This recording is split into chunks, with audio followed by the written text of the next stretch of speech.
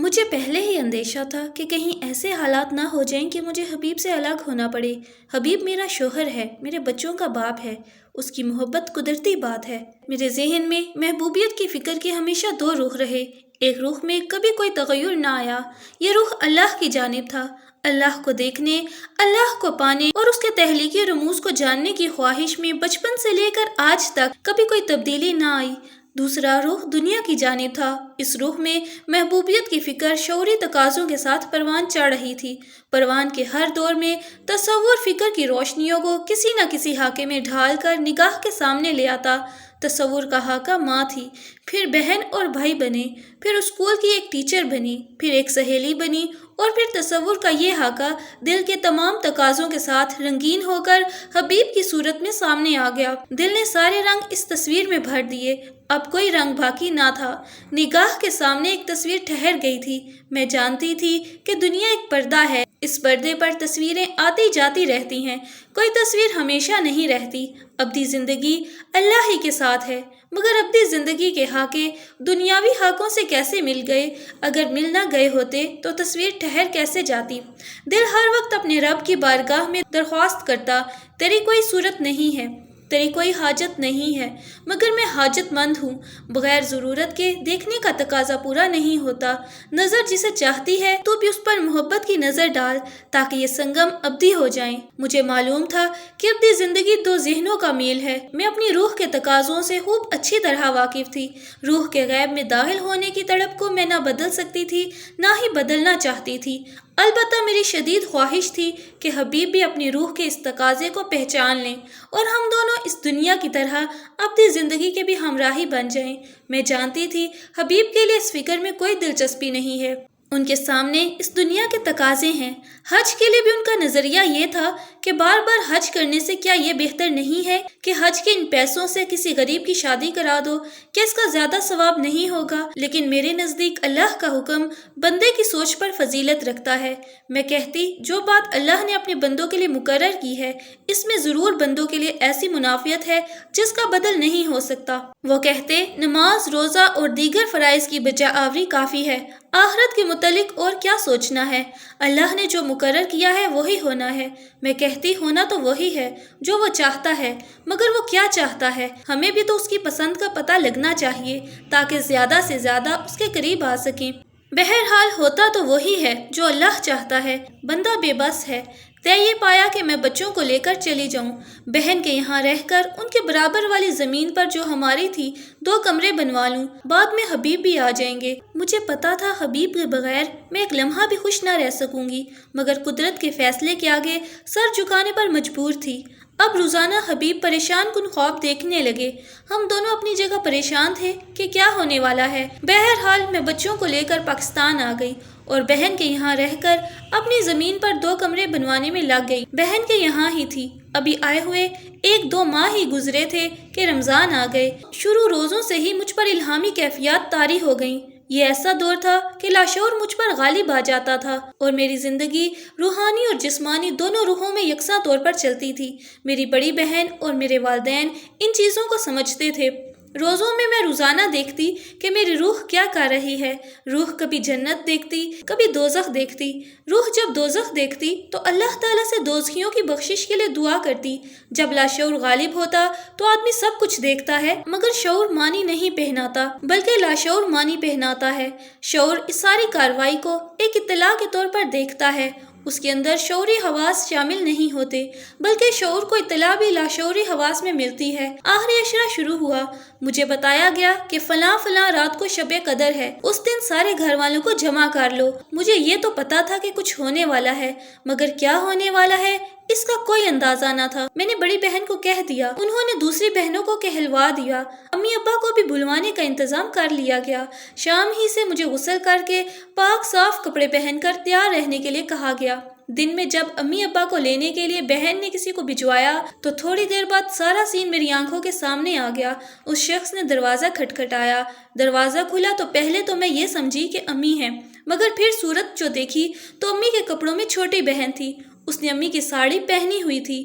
امی ابا گھر آ گئے تو میری بڑی بہن نے لانے والے سے پوچھا کہ دروازہ کس نے کھولا تھا، تو وہ بولا پہلے تو میں سمجھا کہ آپ کی امی ہیں، مگر پھر دیکھا تو آپ کی بہن تھی، انہوں نے آپ کی امی کی ساڑی پہنی ہوئی تھی۔ امی ہمیشہ سفید مل مل کی پتلی بارڈر والی ساڑی پہنتی تھیں تو وہ خوب اچھی طرح جانتا تھا۔ میری سماعت نے اسے بھی ایک اطلاع کے طور پر قبول کیا۔ مجھ پر تو شروع رمضان سے ہی ایسی حالت طاری تھی کہ سوائے ضروری بات کے کچھ نہیں بولتی تھی۔ میں یہ سن کر چپ رہی، مگر دل نے کہا یہ سب تو مجھے پہلے ہی پتا تھا۔ عقل اس تصدیق کی وجہ سے کچھ اور بھی مرعوب ہو گئی اور اس کا یقین اور بھی پختہ ہو گیا۔ میں جانتی تھی کہ غیب کی چیزیں دکھا کر میرے سامنے کسی نہ کسی ذریعے سے شعوری طور پر اس کی تصدیق اس وجہ سے کرائی جاتی ہے تاکہ میری عقل میں کسی قسم کا شک اور وسوسہ پیدا نہ ہو۔ میرے ساتھ تو بچپن ہی سے ایسے واقعات ہو رہے تھے جس کی وجہ سے ہر دفعہ میری عقل ان واقعات کو ایک نئے زاویے سے دیکھتی، اور جب میں الہامی کیفیات سے باہر نکلتی تو ان واقعات کی تشریح ایک نئے انداز سے میرے سامنے آ جاتی۔ ہر آدمی اپنے اندر کی کیفیات کو خوب جانتا ہے۔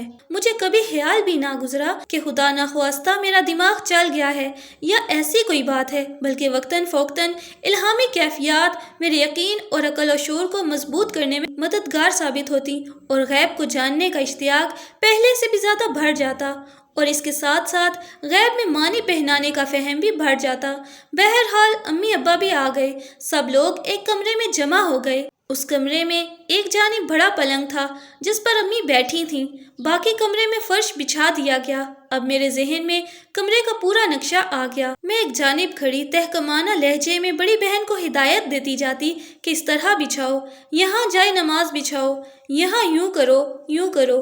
میرا لہجہ تہکمانہ تھا اور بڑی بہن جو مجھ سے کم از کم 7-8 سال بڑی تھیں اور میں ان کا بے حد ادب کرتی تھی، نارمل حالت میں ہرگز بھی ان سے اس لہجے میں گفتگو کرنے کی جرات نہیں کر سکتی تھی، نہ ہی ان سے کسی کام کا کہہ سکتی تھی، کیونکہ ادب کا تقاضا یہ ہے کہ چھوٹے بڑوں کی خدمت کریں نہ کہ بڑے چھوٹوں کی۔ مگر اس وقت میرے ذہن میں اس کا بالکل ہی الٹ تھا۔ مجھے تمام بڑے بہن بھائی سب اپنے سے چھوٹے محسوس ہو رہے تھے، یہاں تک کہ اس لمحے میرے ماں باپ بھی مجھے اس طرح لگے جیسے کچھ نہیں جانتے ہیں، مجھے ہی انہیں بتانا ہے۔ اس لمحے بڑے چھوٹے کی درجہ بندی میرے اندر علمی اعتبار سے تھی اور مجھے محسوس ہو رہا تھا کہ جو کچھ میں دیکھ رہی ہوں یہ لوگ نہیں دیکھ رہے۔ میری نگاہ وقت کی آنے والی سات کے اندر دیکھ رہی تھی۔ میں نے کمرے کے اندر سب سے پہلے 5 عدد جانمازیں برابر برابر قبلہ رخ بچھوائیں۔ بہن نے پوچھا یہ کس کے لیے ہے؟ میں نے انہیں گھور کے دیکھا، وہ سمجھ گئیں کہ اس وقت سوال کرنا مناسب نہیں ہے۔ پھر اس کے بالکل پیچھے درمیان میں ایک جانماز بچھوائی، پھر باقی سارے فرش پر سفید چادر تو پہلے ہی بچھی ہوئی تھی۔ سب سے کہا کہ آپ سب لوگ اس چادر پر بیٹھ جائیں۔ اس وقت بڑے بہنوئی دوسرے کمرے میں تھے، ان کی والدہ کا کچھ ہی عرصہ ہوا انتقال ہوا تھا۔ میری نظروں کے سامنے وہ آ گئیں۔ وہ نہایت ہی نیک بی بی تھیں۔ میں نے انہیں آراف میں بڑی اچھی حالت میں دیکھا۔ میرے قدم خود بخود بہنوئی کے کمرے کی جانب اٹھ گئے۔ وہ بیٹھے تھے۔ میں نے بہنوئی کی والدہ کو بس 1-2 بار ہی دیکھا تھا، کیونکہ وہ دوسرے شہر میں اپنے دوسرے بچوں اور شوہر کے ساتھ رہتی تھیں۔ ان سے بہت ہی کم میری ملاقات رہی۔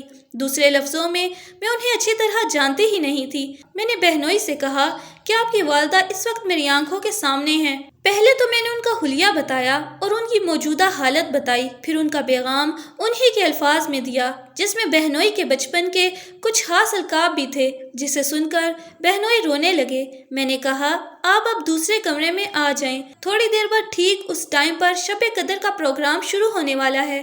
وہ کہنے لگے تم چلو میں ابھی وضو کر کے آتا ہوں۔ اس وقت رات کے تقریباً 8:45 بج رہے تھے۔ میں نے سب سے کہا کہ ٹھیک 9 بجے عشاء کی نماز پڑھائی جائے گی۔ 9 بجنے میں 5 منٹ رہ گئے۔ اس وقت کمرے میں بچے بھی موجود تھے، میرے چاروں بچے، جن کی عمریں 7 سال سے لے کر 1.25 سال تک کی تھیں۔ بہن کے بچے 12 سال، 11 سال اور 6 سال کے تھے۔ میں نے اپنے چاروں بچوں کو اور بہن کی 6 سالہ بچی کو نام کے ساتھ آواز دی۔ آواز دیتے وقت مجھے قطعی یہ احساس نہ تھا کہ یہ میرے بچے ہیں، یوں لگتا تھا جیسے بس یہ بچے ہیں اور بچگانہ فطرت کے مطابق یہ ہمارے پروگرام میں رکاوٹ کا باعث بن سکتے ہیں۔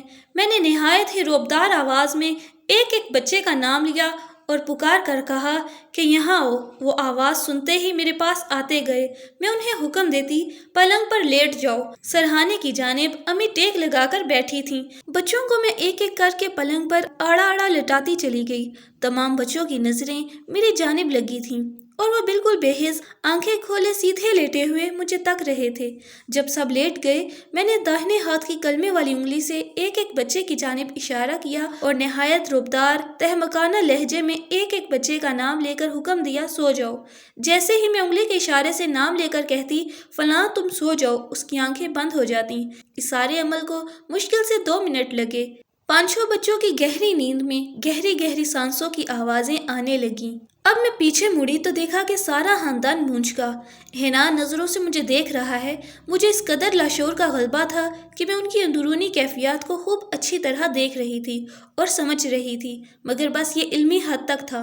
मेरे ऊपर उसके शौरी एहसास गालिब नहीं होते थे, जिसकी वजह से मेरे ऊपर मुसलसल एक सी कैफियत तारी थी, जैसे मेरा जिस्म एक रोबोट है या मशीन है जो हरकत कर रहा है।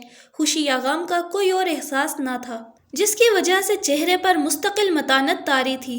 अब मैं पहली रो की 5 अदद जानमाजें हाली छोड़कर उसके पीछे बिछी हुई एक जानमाज पर जा खड़ी हुई और सबको कहा कि अपनी अपनी सफ़ें दुरुस्त कर लो, अब इशा की नमाज होने वाली है।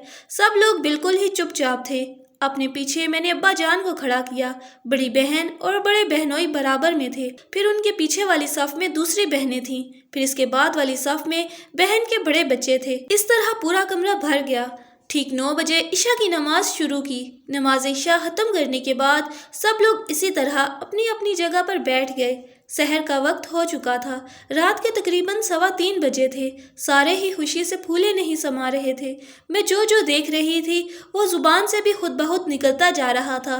उस पूरी रात से मुझ पर इस हद तक लाशौरी गलबा था कि उस वक्त खुद बहुत मेरे मुंह से निकल रहा था कि मेरा नाम शमामा है, मेरे शोहर का नाम हबीब है, मेरे 4 बच्चे हैं, मैं दुनिया में रहती हूँ। हर थोड़ी देर बाद ज़ुबान इन अल्फाज को दोहरा कर मेरे अंदर शौरी सकत पैदा करती थी। मेरी बड़ी बहन मेरी हालत को खूब समझ रही थी।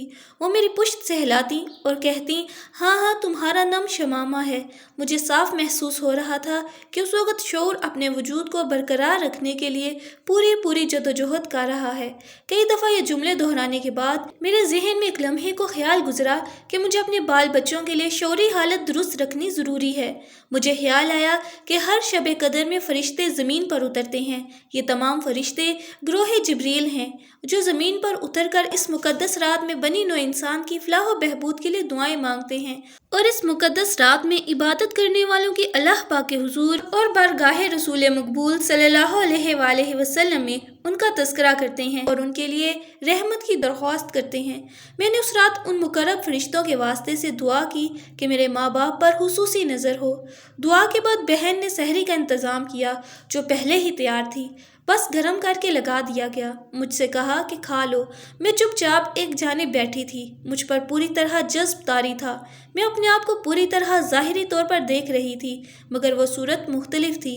मेरा पूरा सरापा कतई तौर पर बदला हुआ था। ना वो दुनियावी लिबास था, ना वो रंग और रूप। मेरी बहनें और मेरे दूसरे घर वाले आपस में चुपके चुपके एक दूसरे से कहते सुनाई देते, शमामा को देखा तुमने, ये तो बिल्कुल ही तब्दील हो गई है। सब मुझे इस तरह देख रहे थे जैसे मैं कोई अजूबा हूँ। मेरी बड़ी बहन बोली, शमामा तुमने अपनी सूरत देखी है? आईना लाऊं? तुम तो बेहद हसीन लग रही हो, हमें तो किसी तरह यकीन नहीं आता। वो बार बार कहती, आईना लाऊं? तुम अपनी सूरत तो देख लो। मैं सिर्फ मुस्कुरा दी और हाथ के इशारे से उन्हें मना कर दिया। उन्हें पता नहीं था कि मेरी निगाह अंदर बाहर खूब देख रही है। अभी सहरी खत्म ही की थी कि एकदम बैठे बैठे मैं तेजी से उठकर बाहर सहन में आ गई। सारे मेरे पीछे पीछे आ गए। मैं आसमान पर देखने लगी। मुझे सारे आसमान पर नूर ही नूर फैला हुआ नजर आया। मैंने उसे देखते ही बेसाख्ता अल्लाह अकबर और सुबहान अल्लाह कहना शुरू कर दिया। ये नूर आहिस्ता आहिस्ता फैलता गया। मेरी निगाह आसमान को निहायत ही वसी देख रही थी। آہستہ آہستہ اس نور کے جمال کے رنگ دکھائی دیے۔ بہن نے پوچھا کیا دیکھ رہی ہو؟ ہمیں بھی بتاؤ۔ میں نے بتایا کہ نورانی نظارے نگاہ کے سامنے ہیں، دعا کرو۔ سب لوگ دعائیں کرنے لگے۔ میں تو صرف نظارے میں گم تھی۔ میرے اندر کسی قسم کا تقاضا نہ تھا، نہ کوئی خیال تھا، بس نظر دیکھنے میں مشغول تھی۔ اسی وقت میری بڑی بہن بولی، شمامہ اللہ سے اسم اعظم مانگو۔ انہوں نے نہایت ہی شوق میں یہ بات کہی۔ میں تو بس دیکھنے میں گم تھی۔ یہ نظارہ بہت دیر تک نگاہ کے سامنے رہا۔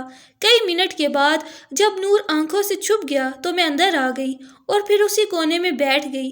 میری بہن میرے پاس بیٹھ گئی اور پھر نہایت ہی اصرار کے ساتھ کہا، شمامہ اللہ پاک سے اسم اعظم مانگ لو۔ انہوں نے 2-3 بار اصرارن کہا۔ میں اسی طرح جذب کی حالت میں تھی، بالکل چپ چاپ اپنی کیفیات میں گمسم بیٹھی تھی کہ اچانک ان کے کہنے کے فوراً بعد ہی مجھے ایک روشنی سے دکھائی دی۔ اس روشنی کا وزن بھی تھا اور اتنا زیادہ تھا کہ میری پشت اس کے بوجھ سے زمین سے جا لگی۔ شدید درد کے مارے میری سانس رکنے لگی۔ کراہتے ہوئے میرے منہ سے نکلا، بہن کا نام لیتے ہوئے میں نے کہا، آہ یہ تم نے کیا مانگ لیا؟ مجھے یوں لگ رہا تھا کہ میری گردن اور پشت پر ایک انتہائی بھاری بوجھ لادا گیا ہے، جس کی تکلیف اور وزن سے میرے اعصاب ٹوٹے جا رہے ہیں۔ میری تکلیف دیکھ کر میری بہن سخت شرمندہ بھی ہوئی۔ وہ بار بار معافی مانگتی کہ مجھے معلوم نہ تھا کتنی بھاری چیز ہے، ورنہ نہ کہتی۔ چند منٹ کے بعد میری سانسیں بحال ہوئیں، درد کی شدت میں کمی ہوئی اور وزن پشت سے ہٹا لیا گیا۔ مجھے یوں لگا جیسے نور میرے وجود میں سما گیا ہے۔ میری بہن نے بڑے اشتیاق سے پوچھا، اسم اعظم کیا ہے؟ میں اسی طرح جذب میں بیٹھی رہی۔ انہوں نے پھر کہا، اسم اعظم نور ہے۔ میں نے بس اس بات میں سر ہلا دیا۔ اس وقت مجھے یوں محسوس ہوا کہ اگر میں انہیں اسم اعظم بتا بھی دوں تو انہیں اس کا کوئی فائدہ نہ ہوگا۔ اسم اعظم تو اللہ کا نور ہے۔ یہ نور جب آدمی کے اندر منتقل ہو جاتا ہے تو آدمی کی باطنی صلاحیت بن جاتا ہے۔ اگرچہ میرے دل میں یہ خیال تھا، مگر اس بات میں سر ہلتے دیکھ کر میری بہن بہت خوش ہوئی۔ مجھے ان پر بے حد پیار آیا اور میں اندر ہی اندر ان کی شکر گزار تھی کہ انہوں نے روح کی تحریک میں حصہ لیا۔ اب نماز فجر کا وقت ہو چکا تھا۔ سب لوگ نماز پڑھنے لگے۔ میں مشاہدے میں گم بیٹھی رہی۔ میرا تو عالم ہی اور تھا۔ اندر اندر ہاتف غیبی یہ اطلاع دے رہا تھا کہ اب سب کچھ آہستہ آہستہ ہوگا۔ روزے ختم ہوئے تو میری حالت بھی نارمل ہو گئی۔ وہ جذب کی کیفیت ختم ہو گئی۔ جیسے ہی میں نارمل ہوئی، مجھے سب سے پہلے حبیب کا خیال آیا۔ کاش وہ بھی یہاں ہوتے۔ میں جن حالات سے گزری ہوں انہیں بھی اس کا علم ہوتا۔ اس خیال کے ساتھ ساتھ مجھے یہ خیال بھی آیا کہ مجھے انگلینڈ سے اسی لیے بھیجا گیا تاکہ ان کیفیات سے گزارا جائے۔ اگر اللہ کو منظور ہوتا تو حبیب بھی میرے ساتھ ہوتے۔ مجھے معلوم تھا کہ سب کچھ اللہ ہی کی مرضی سے ہوتا ہے، مگر اس کے باوجود بھی مجھے بڑی تکلیف اس بات کی تھی کہ حبیب ایسی متبرک رات میں ساتھ نہ تھے۔ میرا جی چاہتا کہ حبیب سے دین و دنیا کی کوئی نعمت نہ چھوٹے۔ اللہ پاک کو دیکھنے، ان کو جاننے اور پہچاننے اور ان کی قربت حاصل کرنے کے ساتھ ساتھ میری دوسری سب سے بڑی خواہش اگر تھی تو بس یہ کہ حبیب میرا ابدی ساتھی بن جائے۔ میری روحانی کیفیات و واردات سے بھی وہ پوری طرح آگاہ رہے تاکہ اگلی دنیا میں ہماری ذہنی ہم آہنگی رہے۔ مجھے بار بار خیال آتا، اگر میں یہ ساری کیفیات انہیں لکھوں بھی تو وہ انہیں سمجھ بھی سکیں گے یا نہیں۔ مجھے معلوم تھا انہیں روحانیت سے اتنی دلچسپی نہیں ہے۔ ان کی تو سمجھ میں ہی نہیں آتا کہ کوئی بندہ اللہ پاک سے محبت کیسے کر سکتا ہے۔ محبت تو دیکھ کر ہوتی ہے۔ اللہ پاک کو آنکھوں سے دیکھے بغیر کوئی کیسے محبت کر سکتا ہے؟ میری اکثر اس بات پر اس سے بحث ہوتی۔ میں کہتی ہم اپنی ماں سے محبت کرتے ہیں اس لیے کہ اس نے ہمیں پیدا کیا، پالا پوسا۔ باپ سے محبت کرتے ہیں کہ ہماری کفالت کی ذمہ داری اٹھائی۔ بہن بھائیوں سے محبت کرتے ہیں کہ دکھ درد میں شریک رہے۔ پڑوسیوں سے محبت کرتے ہیں کہ شادی و غم میں اکٹھے ہو جاتے ہیں۔ پھر وہ اللہ جو ماں باپ، بھائی بہن، پڑوسی ہر ایک سے زیادہ خیال رکھنے والا ہے، اس سے محبت کا خیال کیوں نہیں آتا؟ اس ہستی کو دیکھنے کی تڑپ کیوں نہیں پیدا ہوتی؟ جبکہ ماں باپ یا بچوں وغیرہ کے آنکھ سے اوجھل ہونے پر انہیں دیکھنے کے لیے بے چین ہو جاتے ہیں۔ اللہ تعالیٰ سے بڑھ کر دنیا کی کسی بھی ہستی سے کیسے محبت ہو سکتی ہے؟ میرا جی چاہتا حبیب بھی میری طرح اللہ سے محبت کرنے لگ جائیں، ان کی بھی روحانی صلاحیتیں ابھر آئیں، ہم دونوں غیب کی دنیا میں ساتھ ساتھ سفر کریں۔ میں ہر وقت سوچتی رہتی کہ اب انہیں قرآن پڑھ کر کون سناتا ہوگا۔ تلاوت تو وہ بہت خوش الحانی کے ساتھ کرتے تھے، مگر میں تو انہیں ترجمہ پڑھ کر سناتی تھی اور اس میں غور و فکر کے بعد جو میری سمجھ میں آتا وہ بھی انہیں بتاتی تھی۔ اب انہیں کوئی بھی بتانے والا نہ ہوگا، وہ وہاں کے ماحول میں گم ہو کر سب کچھ بھول جائیں گے۔ رات کو جب تنہائی ہوتی میں خوب روتی۔ صبح ہوتی تو بال بچوں میں مصروف ہو جاتی، کسی کو پتہ بھی نہ چلتا۔ بہن بہنوئی اور تمام رشتہ دار مجھے اور بچوں کو بہت چاہتے، ہمارا خیال رکھتے۔ رات کا کھانا سب ایک دسترخوان پر کھاتے، ماحول بڑا خوشگوار ہوتا، ہلکی پھلکی باتیں ہوتی، ہنسی مذاق بھی ہوتا۔ ایک دفعہ کھانا کھانے کے دوران پانی کی ایک باریک سی دھار مجھ پر پڑی۔ میں نے چونک کر ادھر ادھر دیکھا، آس پاس بچے وغیرہ بیٹھے تھے، چھوٹی 3 بہنیں بھی تھیں۔ بہنوئی دسترخوان کے دوسرے کنارے پر تھے، جو مجھ سے دوسرے کونے میں تھا۔ میں نے ان کی صورت دیکھی تو ان کی شرارت کا اندازہ ہو گیا کہ ضرور انہوں نے ہی پانی پھینکا ہے، ورنہ چھوٹوں کی تو مجال نہیں تھی کہ مجھ سے ایسی شرارت کرتے۔ مجھے پتا تھا کہ بہنوئی منہ میں پانی لے کر دانتوں کے درمیان سے دھار نکالتے ہیں، مگر کبھی دیکھا نہ تھا۔ میں نے سوچا ضرور بھائی نے ہی پھینکا ہوگا۔ اب جو ادھر ادھر دیکھنے لگی تو بہنوئی بولے کیا ہوا؟ میں نے مسکرا کے کہا کہ آپ نے پانی پھینکا ہے۔ چہرے پر سنجیدگی طاری کرتے ہوئے کہنے لگے نہیں تو مجھے کیا ضرورت تھی؟ میں نے کہا خیر جس نے بھی پھینکا ہے بہت آرٹ، اتنی دور پھینکنا بڑی مہارت کی بات ہے۔ فوراً بولے میں تو اس سے بھی دور پھینک سکتا ہوں۔ میں زور سے ہنس پڑی کہ چوری پکڑی گئی، سب ہنس دیے۔ بہنوئی ہنس کر کہنے لگے تعریف آدمی کی کمزوری ہے، تعریف سن کر چپ نہیں رہ سکتا۔ ان دنوں ابھی میں نے مکان بنانا شروع نہیں کیا تھا، بس 4 دیواری بنی ہوئی تھی، درمیان میں دونوں گھروں کے صحن میں ایک دروازہ تھا۔ ہمارے پلاٹ پر سبزیاں اور شریفوں کے درخت بوئے ہوئے تھے۔ میرے چھوٹے چھوٹے لڑکوں نے انگلینڈ میں کبھی چونٹی بھی نہیں دیکھی تھی، وہ چونٹیوں اور مکوڑوں کو دیکھ کر ایسے خوش ہوتے، تینوں کے تینوں ان کے پاس بیٹھ جاتے اور خوش ہو کر ہورسی کہتے۔ بارش آئی تو چھوٹے چھوٹے مینڈکوں سے صحن بھر گیا۔ میرا بڑا لڑکا جو 4 سال کا تھا وہ بڑا شریر تھا، اسے پتا تھا کہ امی ایسی چیزوں سے ڈرتی ہیں، دونوں ہاتھوں میں مینڈک بھر لیتا اور میرے اوپر چھوڑ دیتا۔ کبھی میرا بھانجا گرگٹ کی دم پکڑ کر میرے پیچھے آتا، میں آگے آگے وہ پیچھے پیچھے، اس صحن سے اس صحن میں خوب دوڑتے، بڑا ہی مزہ آتا۔ شام بچوں کے ساتھ کھیلتے کودتے گزر جاتی، مگر رات کو خیالات کا دہارا پھر حبیب کی جانب بہہ نکلتا۔ سچ تو یہ ہے کہ دن ہو یا رات حبیب کا خیال تو ہر وقت ہی رہتا تھا، مگر دن کی مصروفیات اور لوگوں کی موجودگی دل کے معاملات کسی پر افشا نہ ہونے دیتی، مگر رات آتی تو دل اپنے سارے دروازے کھول دیتا۔ کبھی میں سوچتی حبیب کو اپنے کپڑے بھی خود دھونے پڑتے ہوں گے، وہ اپنے جوتوں پر پالش بھی خود کرتے ہوں گے، کھانا بھی پکاتے ہوں گے۔ میں بے بسی سے رو پڑتی، کاش انسان اتنا بے بس اور کمزور نہ ہوتا، کاش اس کے پاس ایسی قوت ہوتی کہ لمحوں میں دور دراز کا سفر کر لیتا۔ دل کے ہر دروازے سے تقاضے اندر آنے لگتے، دل حسرتوں کے ہجوم میں تل ملا کر رہ جاتا۔ مجھے یوں لگتا جیسے کوئی دھیرے دھیرے میری جان نکال رہا ہے۔ جان کنی کی یہ تکلیف بڑی جان لیوا ہوتی۔ ہر روز رات کے 2-3 بجے تک یہی سلسلہ چلتا رہتا، پھر نیند آ جاتی۔